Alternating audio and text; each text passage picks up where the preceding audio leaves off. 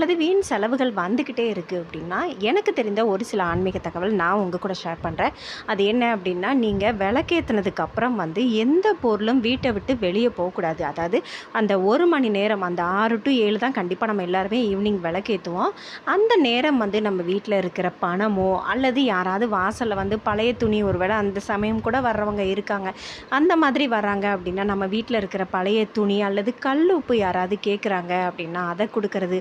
அதுக்கப்புறம் மஞ்சள் கொடுங்க, அப்புறம் சீனி கொடுங்கன்னு சொல்லிட்டு பக்கத்து வீட்டுக்காரங்க ஏதாவது கேட்குறாங்க அப்படின்னா, தயவுசெய்து அந்த விளக்கேத்துனதுக்கப்புறம் மட்டும் கொடுக்கவே கூடாது. ஒரு சில பேருக்கு வந்து நெகட்டிவாக இருக்கிற மாதிரி தோணும். அதாவது நைட்டு வந்து தூக்கமே வராது, ஆனால் பகலில் தூங்குவாங்க.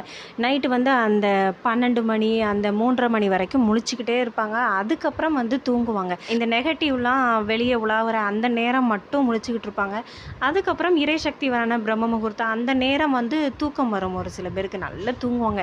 நான் சொல்கிறது வந்து பொதுவாக 6 மணிக்கு எந்திக்கிறவங்க சொல்லலை. ஒரு சில பேர் வந்து அந்த 12 மணிக்கு மேலே தான் முழிப்பே வரும். அந்த 12 மணிலேருந்து அந்த 3 மணி வரைக்கும் முழிச்சுக்கிட்டே இருப்பாங்க. அதுக்கப்புறம் தான் தூக்கமே வரும்.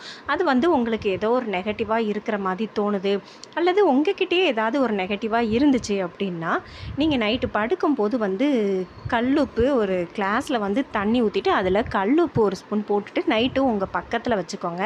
11 நாள் 21 நாள் இதை தொடர்ந்து செஞ்சுட்டு வந்தீங்க அப்படின்னா, கண்டிப்பாக அந்த நெகட்டிவாக இருக்கிற மாதிரி தோணுச்சு அல்லது நைட்டு தூக்கம் வரமாட்டுக்கு அப்படின்னு சொல்கிறவங்க கண்டிப்பாக தூங்குவீங்க. காலையில் எழுந்திரிச்சு இது கால்படாத இடத்துல கொண்டு ஊற்றிட்டு வந்துடுங்க. யாருனாலும் பண்ணலாங்க. நைட்டு தூக்கம் இல்லாமல் யார் கஷ்டப்பட்டாலும் சரி, இதை நீங்கள் தொடர்ந்து ஃபாலோ பண்ணிட்டு வந்தீங்க அப்படின்னா நிம்மதியான தூக்கம் வரும். தூக்கம் இல்லாமல் இருக்கிறது வேற, அதுலேயும் தூங்கிட்டு இருக்கவங்களுக்கு கெட்ட கனவுகளாக வரும். தொடர்ந்து கெட்ட கனவு வந்துக்கிட்டே இருக்கும். அது வந்து அவங்கள நிம்மதியான தூக்கமே இருக்க விடாது. அப்படிப்பட்டவங்க வந்து எதனால் அப்படி இருக்கும் அப்படின்னா, நீங்கள் வந்து உங்கள் வீட்டுக்கு பக்கத்தில் ஏதாவது கண்டிப்பாக தெருனாலே முச்சந்தி இருக்க தான் செய்யும். அந்த முச்சந்தியில் நீங்கள் நடந்து வந்துட்டு இருக்கும்போது, அதாவது கருக்கல் பொழுதில் உங்களே அறியாமல் ஏதாவது ஒரு சத்தம் கேட்டு நீங்கள் திரும்பி பார்க்குறது, அல்லது உங்களுக்கே தெரியாமல் அந்த இடத்துல ஏதாவது ஒன்று கழிச்சு போட்டிருப்பாங்க, அதை நீங்கள் மிதிச்சிருப்பீங்க. அந்த மாதிரி இருந்தாலும் உங்களுக்கு வந்து நிம்மதியான தூக்கம் இல்லாமல் கெட்ட கனவுகள் வந்துக்கிட்டே இருக்கும் அப்படின்னு சொல்லுவாங்க. ஒரு சில பேர் அந்த விளக்கேற்றின அந்த கருக்கல் பொழுதெல்லாம் வெளியே போகக்கூடாது அப்படின்னு இந்த வயசு பொண்ணுங்களை, வயசு பசங்களெல்லாம் சொல்லுவாங்க. ஆனால் கேட்க மாட்டாங்க.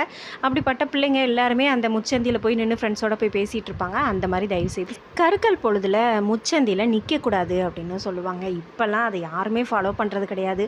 முன்னோர்கள் வந்து இதெல்லாம் ஒவ்வொரு விஷயமும் பார்த்து பார்த்து பிள்ளைங்களை வளர்ப்பாங்க. ஏன்னா அந்த டைமில் இப்படி போகாத, அந்த டைமில் அதெல்லாம் பண்ணாத அப்படின்னு. அதை யாருமே ஒரு சில பேர் கேட்காம தான் ஒரு சில கெட்ட சக்திகள் இந்த மாதிரி ஒரு சில விஷயம்லாம் வீட்டில் நெகட்டிவாக நடக்கிறதுக்கு இதுவும் ஒரு வகையான காரணம்.